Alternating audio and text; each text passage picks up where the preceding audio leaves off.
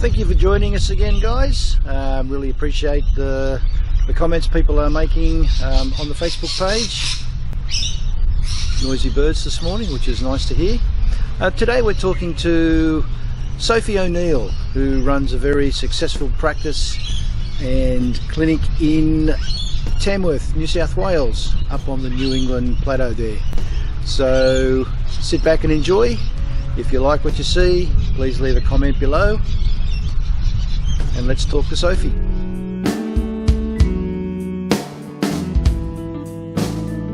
Sophie.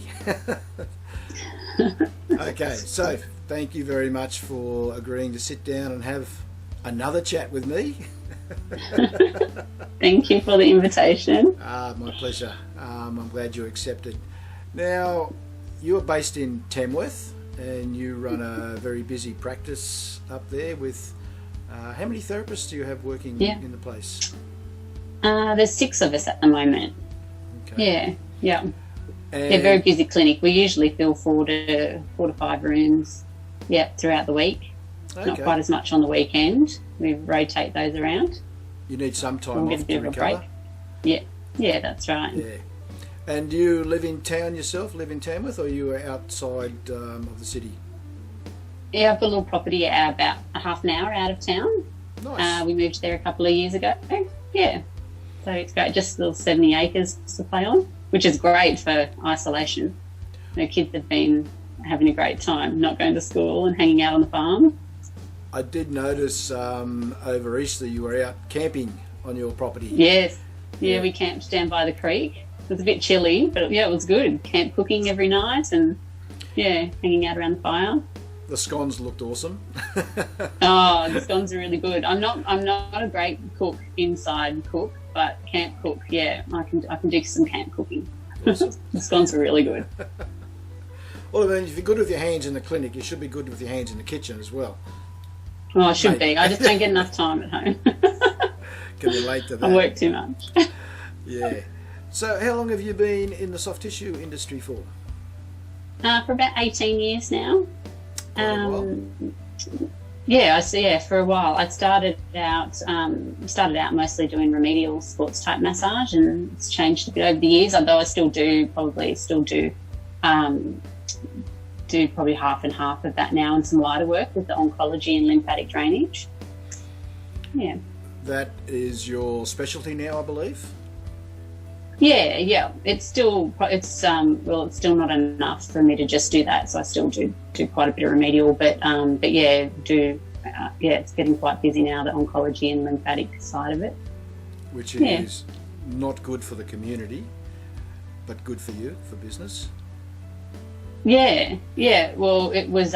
We didn't have anyone in town that was doing the lymphatic drainage and oncology work. We had one lady who was doing it, but so there was a great need. I just found I had a lot of clients coming through that were getting diagnosed with cancer or had a history of cancer and wasn't feeling comfortable that I knew enough about it.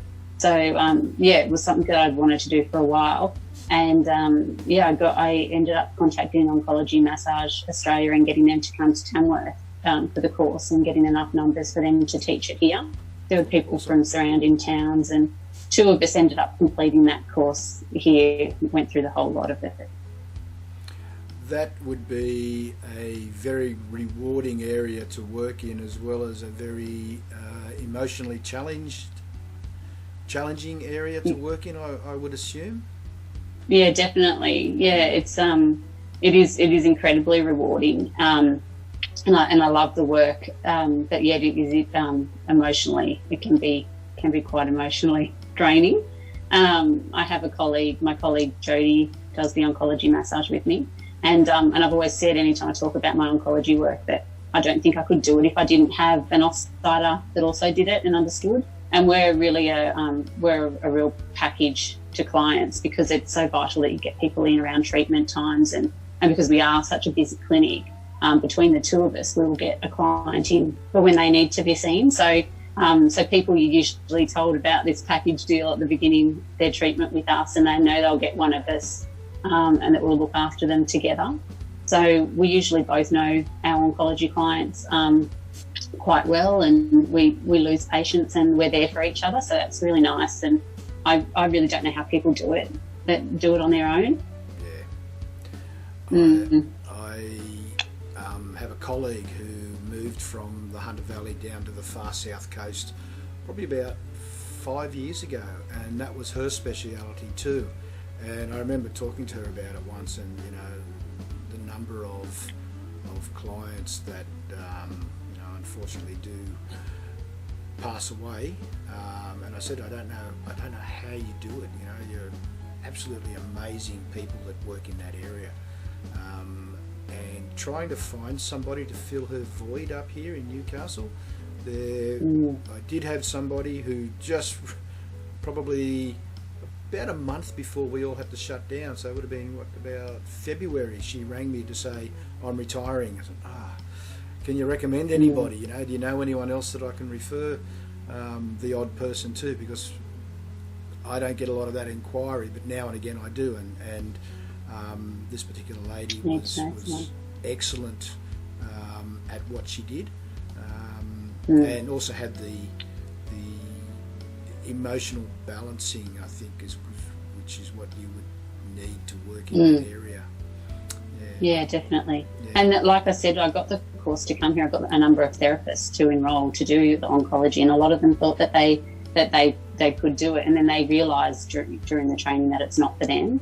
So I think we had people from surrounding towns as well, but I think from Tamworth alone we had probably 8 therapists enrol in the course, and then only 2 of us from here ended up completing it. So it is, it really is something that that you can either do or you can't, I think. Yeah. I have a client who's a paediatric oncology nurse, and we often have the conversation around the emotional debt, I guess, that you guys encounter, and having your partner in the business there to actually unload and debrief, for want of a better word, not unload, but debrief and support each other, I think is very, very important.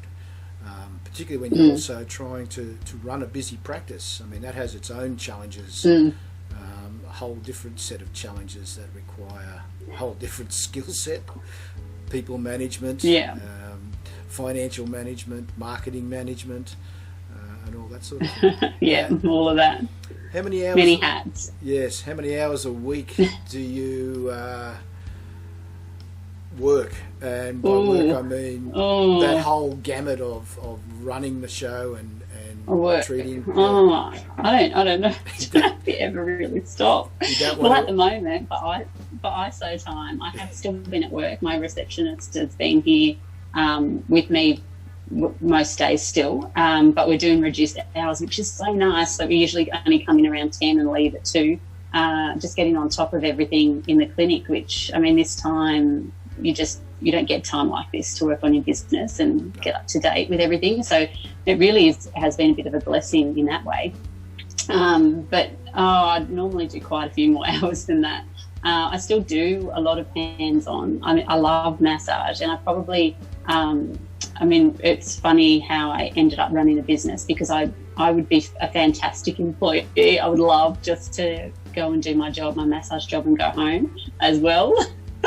But there was, when I moved back to Tamworth, there was no clinics or nowhere I could work. I looked around, and there were only massage therapists working for themselves from home. So I did that initially, but I knew I wanted to work with other people, and I just wanted to be with a team of other therapists.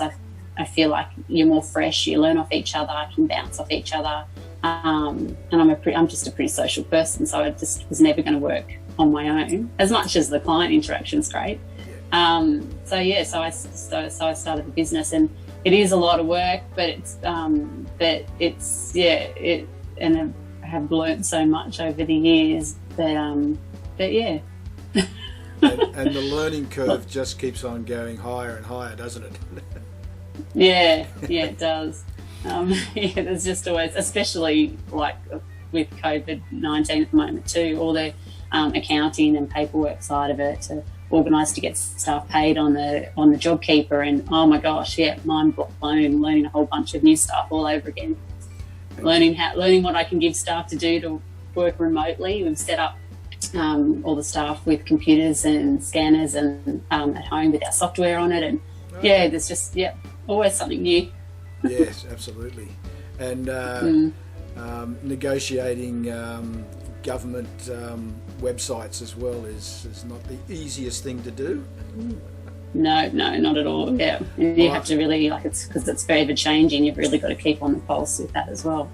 My accountant told me to register for both JobSeeker and JobKeeper, and I think over a 3-day period with the Centrelink JobSeeker, it was about 4.5 hour process, and then because I am self-employed, I had to download a 40-page document that I have to complete, and then I rang him to talk to him about it, and he said no, JobKeeper. And so I jumped onto the ATO, and it took 3 minutes to do, and it was like, oh, that's easy. Yeah, I was surprised at that last step. There was a lot of prep for it, but then the actual officially signing up process we did on Monday morning was just like done. I'm like, it can't be that easy. Surely there's more to it than that. Somebody put a post up on one of the groups that I'm involved with on Facebook to say that the ATO had opened up the JobKeeper applications on Sunday, a day earlier. So when my partner went for a run, I thought, let me just have a look at that, and it was like bang, bang, bang, job done. It's like, well, that was easy. Now it's a waiting game, of course, but anyway. So what got you into soft tissue work? What made you decide to go down this path? Okay. Well, I was working in pharmacy. I had been in pharmacy, I'd probably only been in pharmacy for 12 months or so, a little bit more. And I've done all my pharmacy guild training. I was a dispense tech, and I quite liked my work in pharmacy and felt like I was helping people. But I one day had a really bad car accident. I rolled my car down a hill once. I was living over in Port Macquarie at the time. I was heading home to Tamworth for the wet weekend, had this really bad car accident which resulted in a pretty serious whiplash injury, which no one could fix, and I was taking far too many painkillers and still in pain months and months later. But I hadn't tried massage, and a girl I worked with in the pharmacy was a massage therapist, and she said, she must have been sick of hearing me whinge about it every day, and said, well, you just come home to my place after work today, I'm going to give you a massage. And I didn't even know she did it. I'd never had a massage.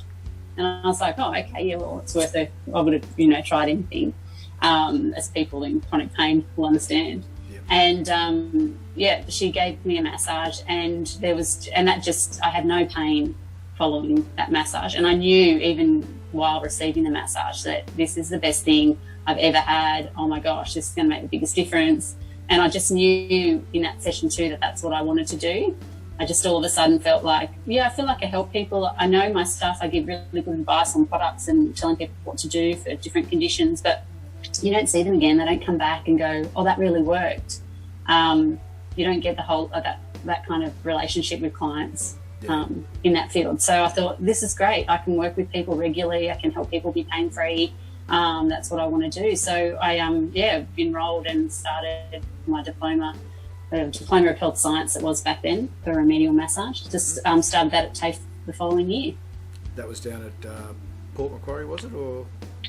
I was living in Port Macquarie, but I ended up I was moving back to Tamworth, so I transferred and went to Armidale. Okay. How did you feel the training was when you graduated? Did you feel as though you had acquired enough skills to be able to be let loose comfortably on paying clients? It's a hard one. I mean, I feel like I did at the time, and it's only over the years that I realised, there's so much more you can learn, but you never stop learning. You always need to be adding to it. It's funny because I feel like the training was adequate and I was prepared. Although then still, once you do get out and start working, I know it wasn't an instant thing, that I knew when people came in what was tight and what wasn't. I just wasn't really that sure of myself, and I know that it just took time practicing. But then I became a bit more confident and like, oh yeah, I know what I'm doing here. I know I know that, like, know the difference in the tissue, and yeah. Whereas when you first let loose, I don't know. I didn't have that. I knew I was like initially going, I don't know what I'm doing. I don't know if this is helping. I don't know what's tight and what's not. But that all came. The ongoing learning process is interesting, because as you realise, yes, someone comes in with a tight calf, torn hamstring, and you go, oh, okay, yep, I know how to treat this, and all of a sudden something goes, something doesn't feel quite right. Where do I go now? And you pull out the books, and I often used to say to clients, I mean, I don't know if you can see up behind me, there's a bookshelf behind me, there's another bookshelf down there with all the texts and everything in, and every now and again it's like, no, something's not right, just hang on for 2 minutes, I just want to look something up to do with, this particular thing. It's not responding to the normal protocol that we would use for this. So just, and I think people appreciate that you are then going that extra step to look at something that is specific to their problem.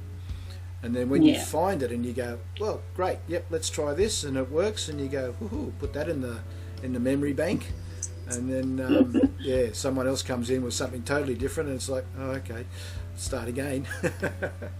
We always find it hard to get trained therapists in Tamworth, not having a massage school here. Armidale's the closest that we have take-wise, but even they haven't run the course consistently every year for some time now. We find it quite hard to get trained therapists in the area. So I went and did my TAE so I could help be part of the solution to getting people trained locally. Okay. And I'm teaming up actually with Atwea in Newcastle, so I can I can do some training and assessing from Tamworth. So I think people that will enrol from here with Atwea will do it predominantly online, but then I can help with the on-site hours and do it here and save them travelling. Okay, good idea. Which could be really fabulous to help rural people get upskilled, get trained. Absolutely. So you have a real varied business model there, because you're not only treating as a clinician, you're also involved in the education, and you also sell a lot of product as well, don't you? So we'll sell a bit of product. It's not a huge side of it, but But didn't I see you were installing float tanks, float rooms? Yes. Yeah, we are. We've got, and they're actually coming at the end of this month. It's been on hold with the current situation, but we're getting 2 float rooms installed at the end of the month. Not sure when we'll be able to have those up and running, but we'll get them all ready to go. So as soon as we get the go ahead, we're introducing that to our practice as well. Nice. Have you had an opportunity to look into the virus situation as it relates to float tanks? No, I actually haven't. I've been so busy focusing on the massage side of it, looking after the staff and getting on top of things here. Yeah. I'm not terribly worried about it. And being such a new service, I would be more on the safety side, we could be looking at months away for that. But just rather not have any dramas with it when it's brand new. So we'll wait for all this to blow over, I think. Absolutely. Have you got a time frame to reopen, start treating again, given that we have been given the go ahead from the health department? Well, we actually have started taking a couple of bookings this week. We've did up our new policies and procedures for COVID times last week. Got on top of all of that, and then we've started just communicating with our clients that we've had to cancel, that we know are chronic pain sufferers, to book them in first before making it totally public. But I think by May we will be working again with some kind of regularity. We will only we're going to be running less staff and less hours, and like I said, only doing the people that really need it, so we can help free up the health system. And only the staff that are comfortable doing it will do it. I've had a chat with a few of them because we've all got kids, and I think once the kids are getting the go-ahead to go back to school, then they're comfortable to come back to work. So, yeah, it might just be me for the time being, but eventually we think sometime in the middle of May we'll have 2 people going every day. Yeah. It's going to be... That's the plan, and it can all change. When I found out last week that we were given the go-ahead to start up again, I had my table pulled apart. I was getting some repairs done to it, and I got that back on Monday and put it all back together again, and I keep waiting for the backflip again, because there's just been so many yes you can, no you can't, yes you can, no you can't. So it's a very confusing time for our industry. So I'm kind of thinking maybe next week sometime, just playing it by ear at the moment. I think we're just not making too far out plans. Like, we're only booking in for that week, and just keeping it really light to start with, making sure everyone's really comfortable, adjusting procedures if we need to, see how it goes.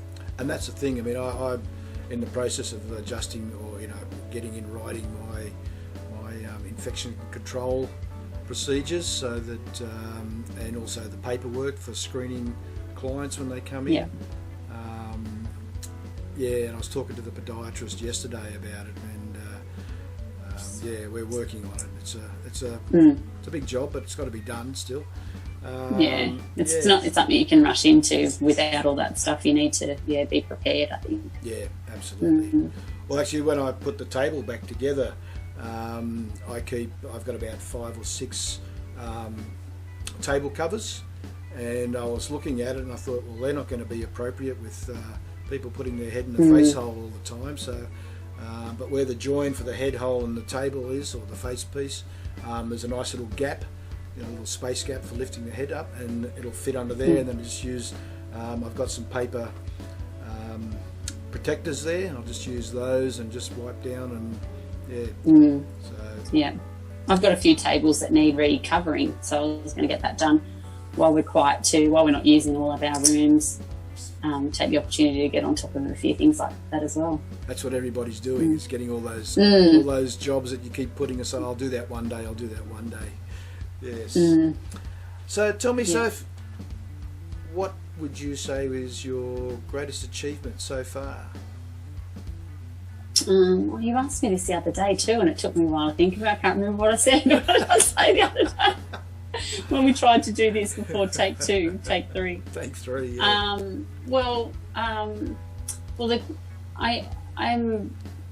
I'm proud of the clinic that we've built here and the environment that we have here now, and being able to offer employment to other people.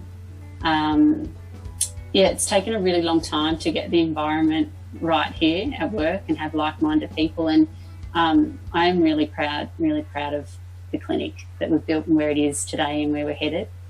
And then the further study over the years and the direction I've taken with oncology and the lymphatic drainage to be able to offer that to our community. I'm pretty proud of that as well. We've with the lymphatic drainage, my colleague who I talked about and I got involved with running our lymphedema support group in Tamworth. Okay. Our coordinator had to, for health issues, had to step down, and no one else was willing to pick it up, and they asked us to do it. And that's been a bit of a challenge to fit all that in with everything else, but been really great. And we organised to have the conference here this year, so we were going to bring the lymphedema conference to Tamworth, and that was called off. That was going to be at the beginning of March, and called off with COVID, but it will be rescheduled, and we'll have that here. So all those kind of things, I guess, achievements. Oh, absolutely. Yeah. And as I said before, running a busy practice with a number of staff and a variety of of income streams as well. That's why I was interested if you knew how many hours a week you actually put into the place. You probably don't want to know. It's a lot. I just my biggest downfall though in the past has been not taking any time out for myself and just working all the time. And I have put in a couple of boundaries there. I do take that time to look after myself now, which is so incredibly important. I didn't realise how hard that was for me. I didn't know it was a problem that I had where I couldn't stop and I couldn't do anything else. I just worked all the time. But yeah, that's something that I've learnt in more recent years to do, which is really important. Yeah, absolutely. And it really helps having the property out of town, because that's a real escape for me. Oh, when I lived in town, I used to just duck into work. After I'd go and feed the kids and put them to bed, I'd go back to work, and I just worked all the time, really. So being out of town was a great escape, and yeah, it kind of feels like I go home and I'm on holidays, even though I'm going back to work the next day. Yeah. I'm very similar to that. We used to live 1,300 metres from the clinic here, 3 blocks, and we now live an hour and a quarter away. So my partner said to me we've been up there for three years now, and she said to me a while ago, she said, "Oh, I'm really liking that you're in the car for an hour before you get home from work." I said, "Why is that?" She said, "Well, you had a bad day or things went wrong at work, you were home in 3 minutes and you brought it home with you." And she said, "Now I bet by the time you get to the airport that you calm down." And I said to her, actually, as soon as I go over the Stockton Bridge and I can see the ocean, I'm calm. It's amazing what a difference it makes, isn't it? Oh, absolutely. Yeah, I love that drive. I didn't know how I'd go living out of town, but I love that time by myself in the car to unwind and leave everything behind, go home and be a bit more relaxed. Be a mum, be a partner, be a farmer's wife. Yes. So we're working at getting the business to the stage now where I can free up my husband so he can stay home and play on the farm more. That's our goal. I'll be a real farmer's wife. What do you do to switch off, Soph? We like camping, as you saw over Easter. We haven't done a lot of it lately. We've had a tough couple of years with drought, and we had some cattle, so we were keeping cattle alive and didn't feel like we could go away a whole lot during the drought. So we were actually planning a big trip this year. We were going to pack up and go away for 2 months to the Northern Territory in the camper trailer. Okay. And we did a big trip like that 5 or 6 years ago now. We did had a month off and did Cape York, which was great. I can't believe it's taken so long to get back to another one, but hopefully, we'll just reschedule that for next year. So I love camping, and I just love going home, being on the farm, and even if we're just lighting a fire in our backyard and doing some, hanging out around the campfire and doing some camp cooking. Yeah. Chilling out. Yeah. That's enough unwinding for me. But I meditate regularly. I love meditation. Cool. Those things. You also run a Facebook group up there in Tamworth, so you would see lots of the shall we say disharmony that has been shown on some of these groups. Where do you see the industry heading, given the amount of confusion and misinformation that's been floating around for the last month or so?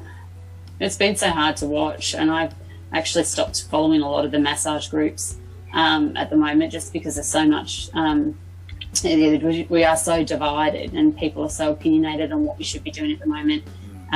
It's been really hard to read. So I've steered clear in more recent weeks, but I think massage therapists want recognition for what we do, and unfortunately a lot of people still don't know what it is that we do, and there's outdated terms that people are using for massage therapists, which massage therapists don't like, and a lot of the time I think it's quite innocent. People just don't know what to call us. I think with Scott Morrison saying that massage parlours were to close down, we don't consider ourselves massage parlours, as you know, and actually I don't think Scott Morrison was talking to us when he said massage parlours either. But it is confusing.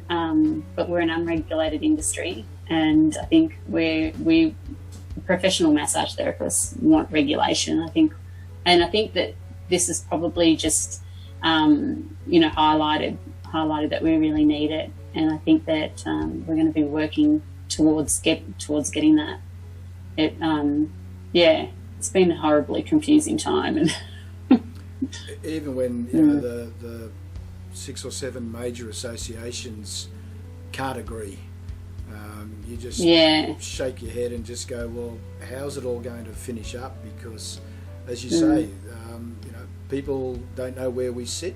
Therapists don't know where we sit. So how are the public supposed to make an informed decision? In advice. Yeah, absolutely. I'm actually a member with 2 associations. I have been for a number of years. I like to get the benefit of different CPE options with different associations, and I quite like the united front that we've got from the majority of our associations during the COVID. And I think I would like to see that we just have one association for massage. I think that this should be a permanent thing. This associations unite for a bit better direction. I believe that physios and chiropractors, they just have one association. I don't know. Can you confirm that? Yeah. Yeah, and I think that could help with a lot of the confusion. I don't know enough about how they work, our associations, and who they're accountable to, but a lot of the information being put out there actually hasn't even been factual or been from the health department or from the government, and I just don't know how that can happen. And I've had so many therapists contact me, especially in the early days, and when we're looking at shutting down, so many people contact me that was stressed out over information that just wasn't even right. And I was saying, okay, well, first of all, step back, calm down. We need to take the advice from the government and from the health department. So I don't know how that works, but I think that that's probably a good place to start. Have a united association, to look after us and fight for us. But I think they should be using this downtime, to be fighting for us and trying to get us recognition, trying to regulate our industry, getting prepared to do all of that. Over the years, I've been involved with 3 associations. I joined the first one because that was recommended, by the teachers in the college where I originally studied. And after about 7 or 8 years, I didn't like the way it was run and how it was run, given that the majority of the members were, or still are, massage therapists, but back then it was basically run by naturopaths and herbalists, which is fine, but it wasn't covering the full gamut of the membership.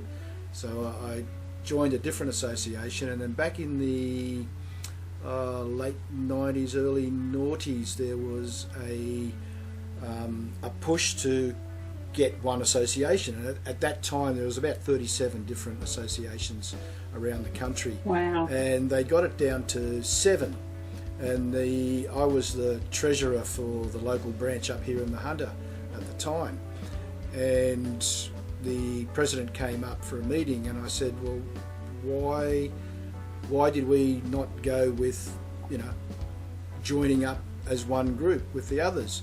And he said, it was decided that the members didn't like that. I said, well, did you ask the members? I didn't see a vote or anything come out. I know the board decided. I said, well, that's not fair. You didn't give us a chance to say anything. Oh, well, you guys don't really know what you want. I said, well, okay, here's the checkbook, here's the accounts. I know what I want, and it's not this. And it's interesting that particular association has been very vocal, and some of the stuff that they've been putting out is, I think Donald calls it fake news. A colleague sent me an email to say, we're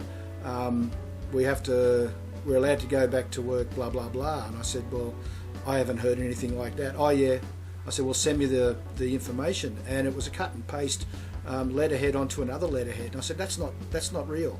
I said, that's not the Australian government health department logo. I said, that's, and then it came out about 10 days later that the same information came out from the Queensland Health Department on a Queensland Health Department website on their letterhead. It was like, hang on a minute, how did you get that a week ago and posted it as coming from the federal government when it's not?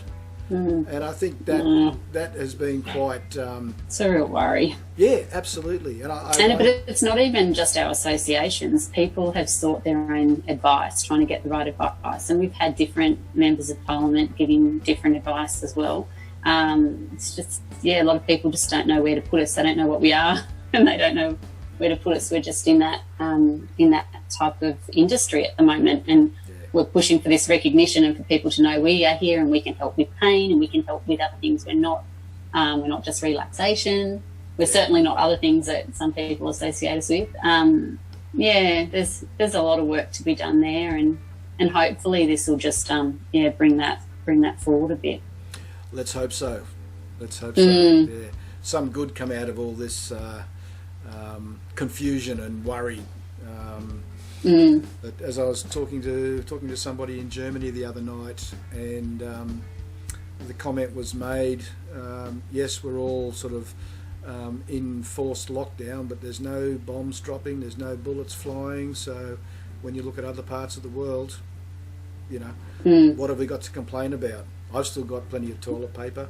I stocked up earlier on in the week.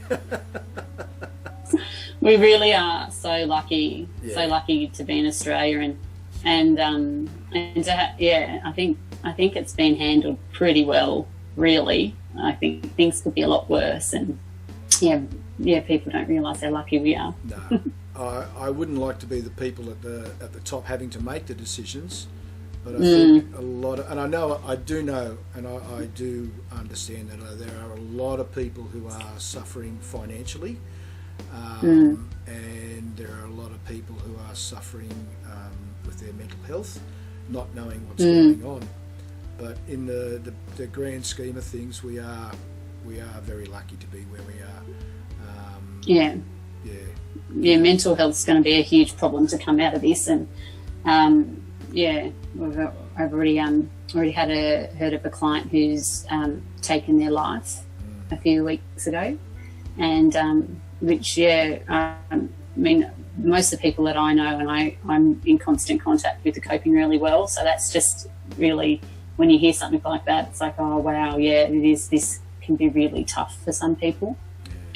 And we need to all be checking on each other and looking after each other. Absolutely. Yeah, that's what's great about the group we've got too, with like the local network group.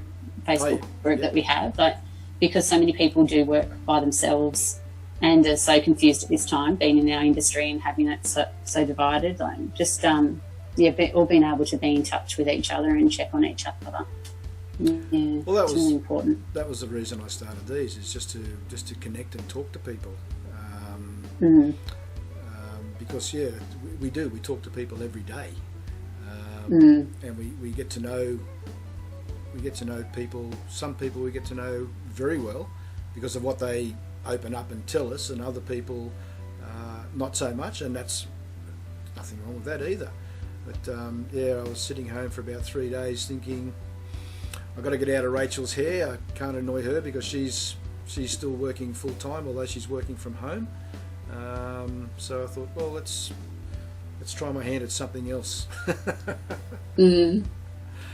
That's good. Yeah. You'll be a pro. Oh, I don't know about that.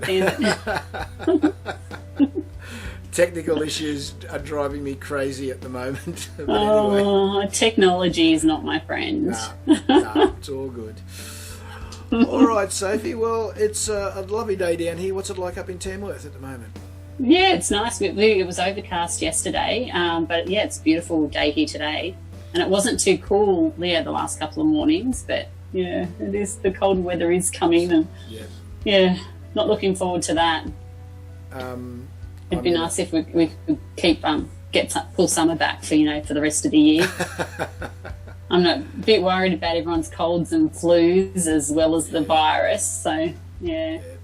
Yeah, our screening process is going to be very rigid over the next how many months, years, for sure.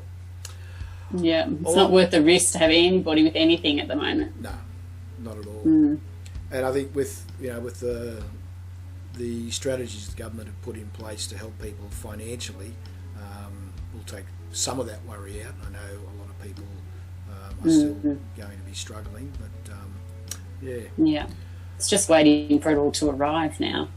I know I have to pay all my staff today for this whole previous month, and then the JobKeeper's a reimbursement, so you have to be able to pay all that with no cash flow. And then hopefully you are approved and you get that paid back. I spoke to I sublet a space in the clinic here, and I spoke to the podiatrist who has the lease on the place yesterday, and I said, mate, you still haven't sent me an invoice for rent for the month. He said, I haven't got one from the landlord, so if I haven't got one, you're not getting one. I said, oh, cool. Oh, good. so much appreciated. Oh, great. Yeah. But and I said to him, well, when it does come in, I have got it there. He doesn't like me paying the rent without having an invoice number to put it against, so I'm happy for that, but I'm also aware that it could come in, any day. Could come later. Yeah. So, I went through the process of just suspending everything that I could, which was a good couple of days' work in itself, like getting on the phone, seeing what was available, what I could suspend. I bought my building here, so I took advantage of suspending all the mortgages, and but it will all come. It's still going to come back in eventually, and we'll have to pay a bit of catch up later on. All right, Soph, thank you again, and stay safe and you keep too. smiling. Yep, we'll do. All right. Thanks, Laurie. Talk soon. Bye. Well, thank you very much for spending some time with me today, Sophie. Really appreciate it. A very interesting story. Love the background. And I hope the installation of the float rooms will prove a positive addition to your clinic. All right. Guys, if you like the videos, if you like what we're doing, please share them. Please subscribe to the channel and leave a comment below. And we'll see you all on the other side of COVID-19. Stay safe, guys. Thank you.